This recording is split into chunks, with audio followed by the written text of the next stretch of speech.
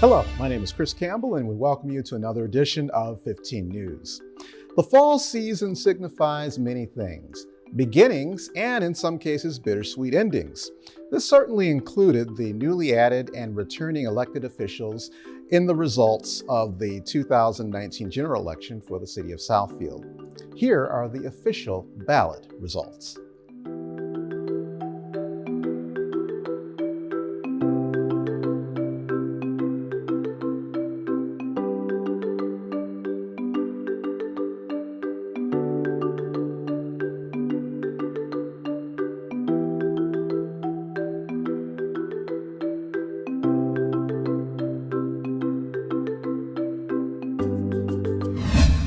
The Centropolis Accelerator is a state-of-the-art space dedicated to business assistance for physical product developers and manufacturing companies. Manufacturing startups and existing companies looking to move up to the next level in product innovation can access office space, co-working space, workshops, mentors, business planning services, laboratories, and equipment for digital production, design, and prototyping. I think what's unique about here is we actually have the product development tools to help with physical product development, like I mentioned, design, CAD services, being able to do engineering validation, being able to actually use a 3D printer or metalworking tools to prototype your product. The other thing that's really unique about what we offer is we actually provide consulting support, one-on-one support, where anyone can come to us and we bring product design and manufacturing experts in to really help them with their product design or development, making sure they're really thinking about their design the right way, maybe even reducing the complexity, driving out part count, reducing cost, basically taking the talent that's all around here in Michigan, the product development and manufacturing expertise, and really helping individual companies with that talent we have here. So, Accelerator clientele have experienced immediate benefits at being able to utilize Centropolis Accelerator space. What Dan's been able to do is offer us the bridge and the resources to get these proof of concept materials kind of off the chalkboard and into our hands.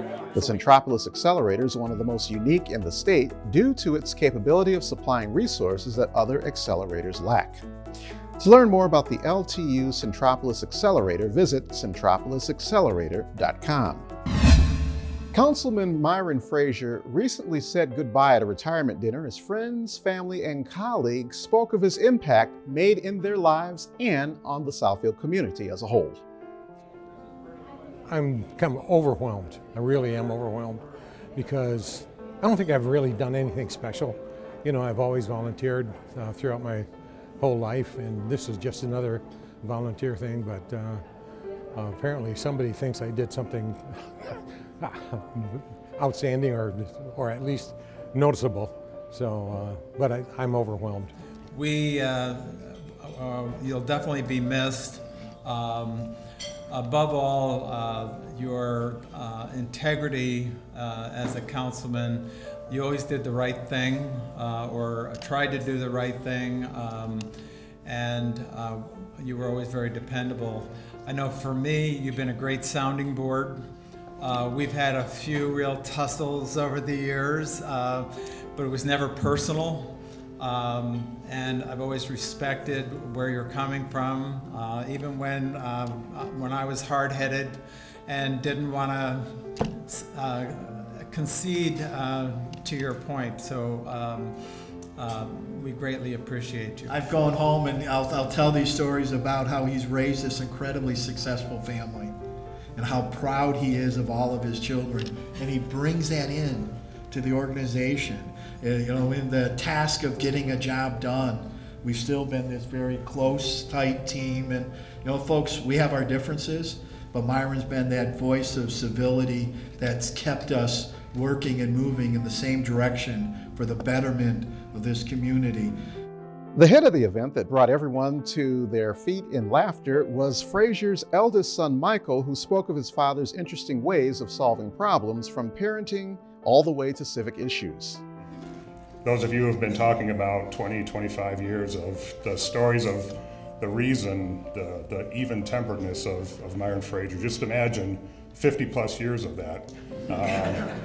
Growing up as a child, my brother and I would get into trouble, and our mother would say, well, wait till your father gets home.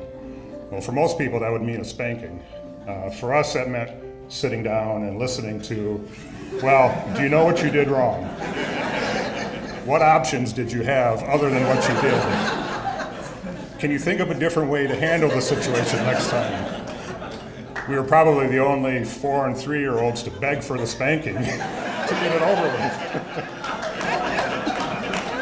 It's been my pleasure, my honor, and I'm so happy that I had the opportunity to serve the city of Southfield for the amount of years that I have, and that the people felt that I was doing their bidding as well as I could and allowed me to serve this long. And thank you so much. The Southfield Chamber's premier food tasting event, The Taste of Southfield, recently made its return to the city, this time at the Shriners Silver Garden Convention Center.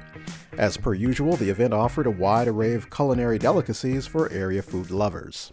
So the Southfield Chamber hosts the Taste of Southfield every year, and we invite 20 restaurants from the Southfield area to come and showcase their dishes in sample size items. So people can buy tickets for $25 or $30 at the door, come in and sample for 20 plus restaurants. There's live entertainment. We have a cooking competition. This year we've got a VIP experience, so we like to have some fun. We also bring retailers in who come in and set up shop to sell some of their items here in the Southfield area. This year's event was somewhat bittersweet as it represented the last Taste of Southfield with Chamber Executive Director Tanya Marcos Vano at the helm, who will be leaving to take a job with the Michigan Economic Development Corporation, otherwise known as MEDC. Marcos Vano helped to grow the event into one of the area's most talked about food tasting showcases. It's been a great 8 years with the Southfield Chamber. I will certainly miss the business connections that I've made and the people and the city of Southfield in general, but I'm not leaving. I will definitely come and visit, but it's a bittersweet moment, but pretty excited. The Taste of Southfield is one of many events coordinated by the Chamber of Commerce that helps to galvanize and strengthen the area's business community, a value that has not gone unnoticed by local officials. The Chamber of Commerce is our partner. You don't do any of these things alone, and we're very fortunate that we have a very hardworking, excellent chamber board that puts on events like this and numerous other things throughout the year, and reaches out to our business community. It's just another way of strengthening the ties between the city of Southfield and our business community. To learn more about the Southfield Chamber and the various programs and events that it presents, visit southfieldchamber.com. Art clubs have long been viewed as essential to thriving communities of culture, and Southfield has a club that has a long-standing history in the region. The Palette and Brush Club is nearly 80 years old and includes members from all over the Tri-County metropolitan area. The club recently held an exhibit in Dearborn to showcase artistic works from area artisans. This club has been in existence since the 30s, actually, and we currently are meeting in Southfield at the Parks and Rec building, 4th Tuesday of the month, and we are open to new members. We have artists of all experience levels, and we have artists who work in all mediums. This is our exhibit, our fall exhibit. We have 2 shows a year that we jury and display in different venues all around Metro Detroit. And we're so pleased to be at Pajewski Gallery today because this is just a terrific venue for us. To learn more about the Palette and Brush Club, visit paletteandbrush.org.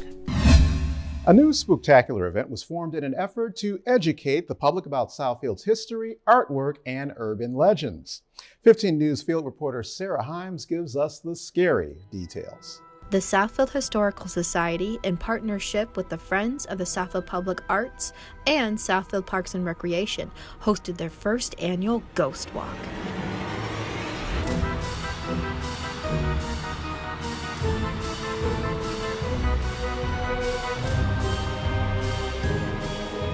This 75-minute-long tour gave walkers the chills through storytelling, historical facts, and legends.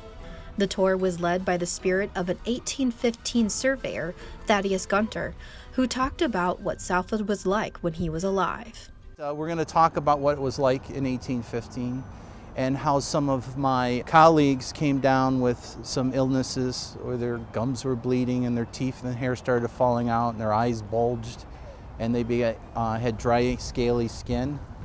And at the time we didn't know what that was, and some of them actually died.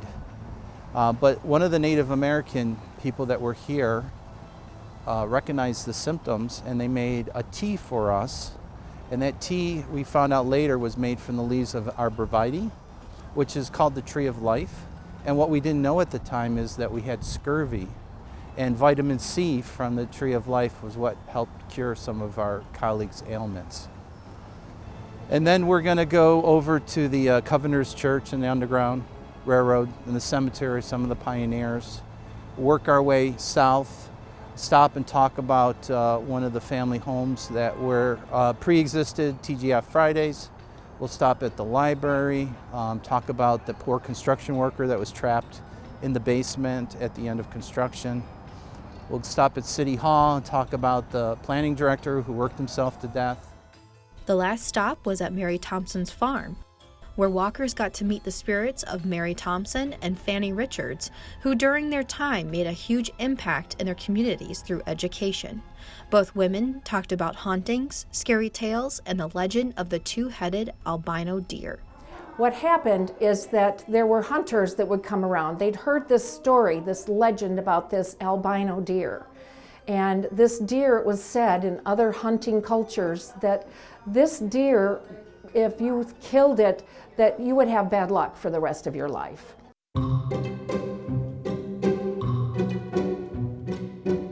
The Ghost Walk was also a wonderful way to enjoy the fall colors and various artwork found throughout the Artway. For more information about the Ghost Walk and future Southfield Historical Society events, email inquiries to historicsouthfield@gmail.com. Well, it was great to see the community come out and support the first annual Ghost Walk. Now we go from ghosts, goblins, and gals to beauty, fashion, positivity, and more as we welcome to the 15 News Studios, Miss Michigan, Chanel Johnson. So welcome to the Cable 15 Studios, Chanel. Thank you. Great to have you here. Thank you so much. Miss Michigan USA. That's got to be somewhat of a mind trip.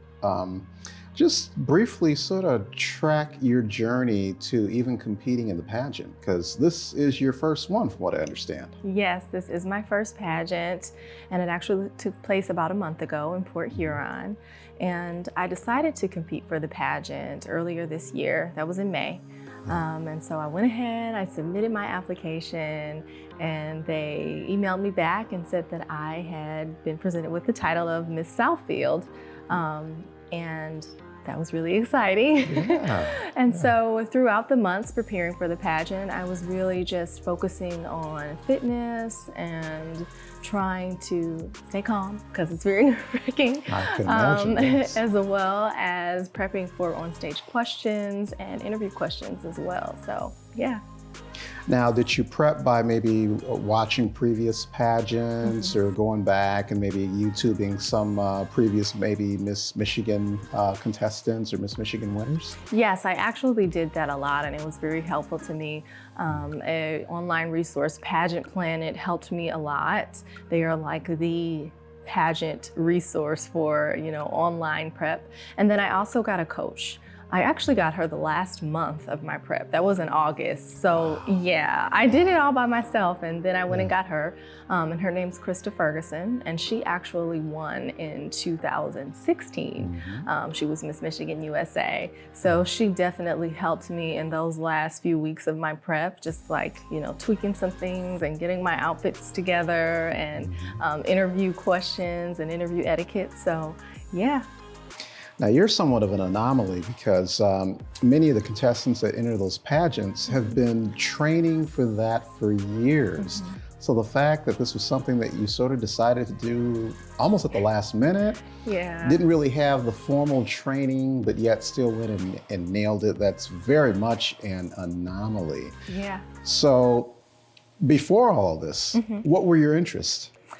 Actually, I graduated from Wayne State University in 2016, and I'm a probation officer actually in Troy. So I've been doing that a little bit over a year now, and that's really all I was focusing on. You know, I'm a new graduate, and I, got a job in the field that I went to school for. So that was really exciting.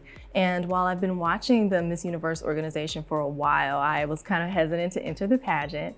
And so this year I was just like, you know what, I'm gonna go for it. I know I'm not gonna win because it's my first time, but it'll be a good experience for me to meet some new people and get the hang of things. And then I can go back next year and really, really try to, win the crown.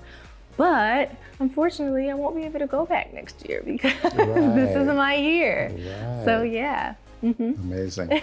Well, let's fast track to the actual competition. So Okay. you're there. What were some of the various competition criteria and activities that you had to go through? I know there's Q&A, Yes. there's other competitions. Sort of outline some of those. So first and foremost, in the beginning, you'll do a bio, and that's what you're going to submit to the judges. So that's what they're going to read off of when you're in your interview.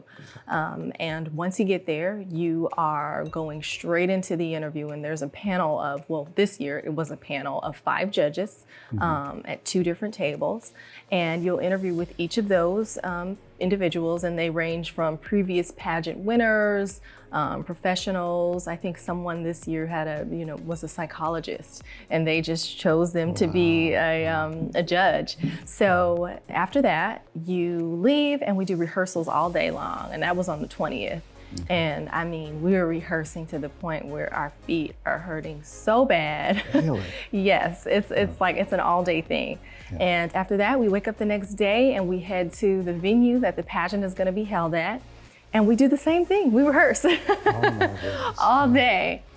Finally, the pageant begins, and so we'll do an opening number, and usually that's in a more a shorter dress, and you kind of just come out and you're like, I'm Chanel Johnson and I'm representing Southfield. And do they incorporate dance routines and things like that? This one, you don't have to do any dancing. Okay. You don't have to have a talent. That is for the Miss America organization. And in the Miss Universe organization, you do not have to do that. Okay. So the 3 segments include that opening number dress, which this year we all had to wear silver.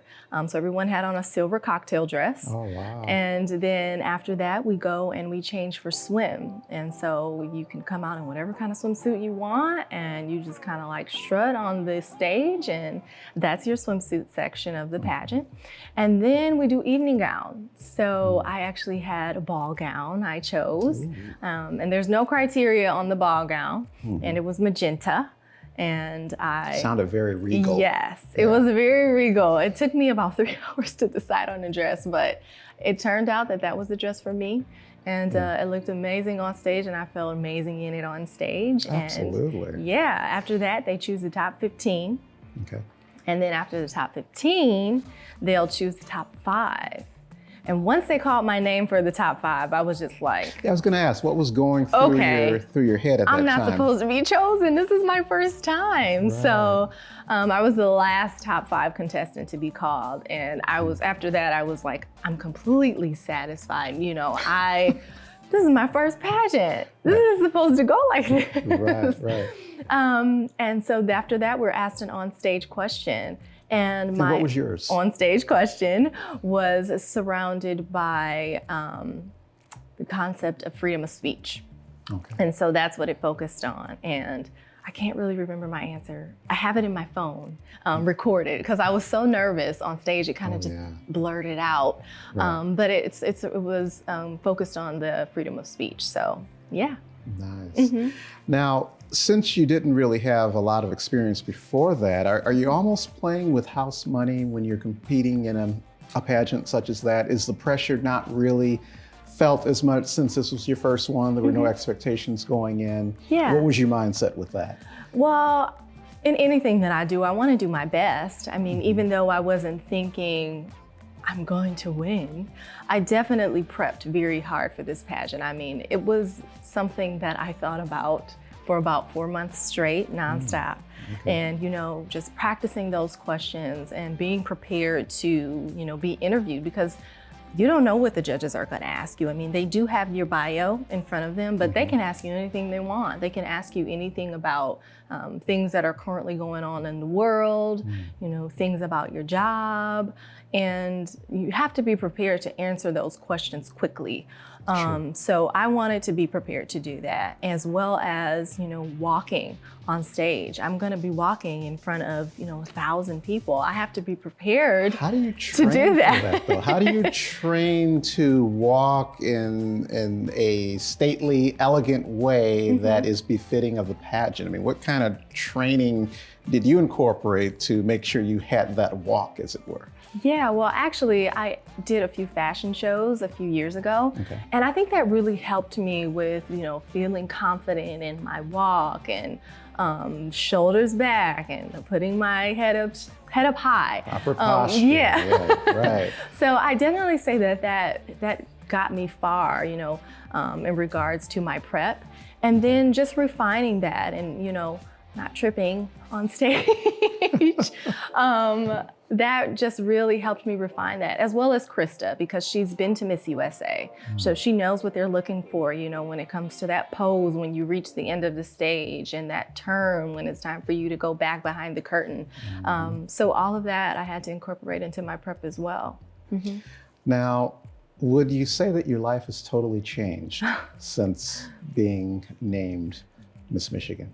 I would definitely say, in my opinion, my life has totally changed, because I'm always going to be Miss Michigan USA for 2020. And that's really special. You know, I'm on Wikipedia now. Yeah, I noticed that. I saw that. Yeah, and I am the first person from Southfield to ever win. I am the first African-American woman to win this title in 15 years. And, you know, Carol Gist, I forgot to mention this. She actually presented me my flowers on stage, and you know, she is the first African-American Miss USA ever. So that was really special, and it is very special to me. And I'm the first woman from the Michigan Department of Corrections to ever win. So there's a lot of firsts here, and that's all really cool. Yeah. What was the response of your workmates and your colleagues at you winning this? Oh my goodness, they've been so supportive of me. I didn't tell anyone that I was competing in the pageant. I absolutely did not tell anyone. I told my family and a couple of my friends. And they were like, "You're gonna win, you're gonna win." And I was just like, okay, whatever. But I did tell my office mate. He actually sits right next door to me. When I was walking out of the door for the weekend of the pageant, I'm just like, "Hey, I'm doing a pageant, you know, I don't know what's gonna happen." He's like, "You got this, you so got this."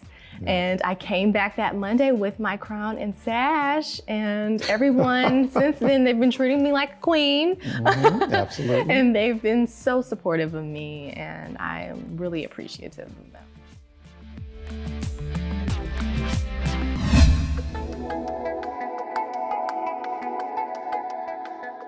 My name is Eric Tucker. I'm with Alfred Benish & Company, and we're one of the City of Southfield's engineering consultants. And I'm here to provide you an update on the Section 26 road and water main improvements. We made some significant progress since the last time you were out here. Last time I believe they were installing the water main. Since then, along Lee Baker, we have installed the water main, completed its installation, and began some of the ditch clean out along Lee Baker from Northwestern Highway Service Drive all the way to Maple Ridge. So just to kind of give you a background of the project, this subdivision encountered many water main breaks dating back in the early 2000s. And the City of Southfield decided to take a proactive approach, implementing a complete replacement program. Right now, the contractor is making significant progress for Phase 1, which includes the streets of Lee Baker, Noel, and also Phillips. What we have next coming up is the contractor will be shifting from Lee Baker to the Phillips Street. That's where he'll repeat the process of installing the water main and then pulverizing and regrading and shaping the roads, and then the corresponding ditch clean out to ensure positive drainage in the area.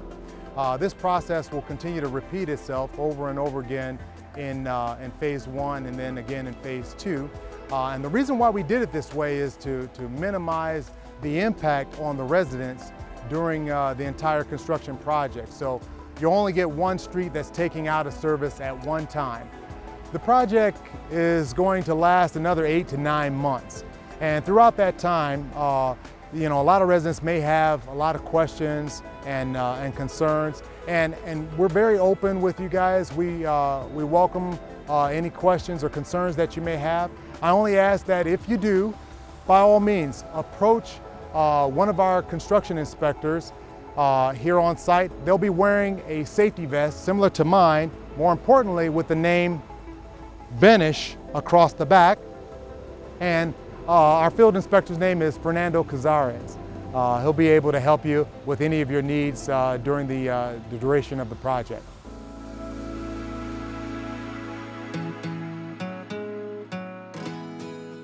We have a lot of things that we encounter in the fall, and one of them is brush pickup. We ask that you would stack the piles of brush a certain way, and here are the guidelines that we give to all residents when stacking brush in the fall season. Today we have a pile here on Inkster Road that is properly placed in the right way. We ask that all the cut ends of the brush face the curb. We ask that the brush be no more than 2 to 8 inches in diameter. So when the crew comes along to pick up the brush, it's easy for them to put the brush inside of the chipper. No stumps out on the curb, no full bushes out on the curb. It makes it so much easier for the crews to take the brush and put it into the chipper. You don't have to call us. We always have people in the area coming around. We check the brush piles and see where they're located. We go from section to section in the city, making sure the brush is prepared properly. If it is not prepared properly, it will be tagged and we will not pick it up. So make sure that when you put the brush piles out, everything is done properly in the way that we ask to have it done. Now you know the proper techniques of disposing your brush, and this is one of the many things that we do here in the city of Southfield that is free of charge. Your tax dollars are at work, making sure that the neighborhoods are clean and making sure all the brush is disposed of, taking care of the fall cleanup. Thanks a lot. Well, that does it for this installment of 15 News. To keep track of us on social media, you can go to Facebook and YouTube and log in and search for Southfield Multimedia Services. On behalf of 15 News, my name is Chris Campbell, and we thank you for watching.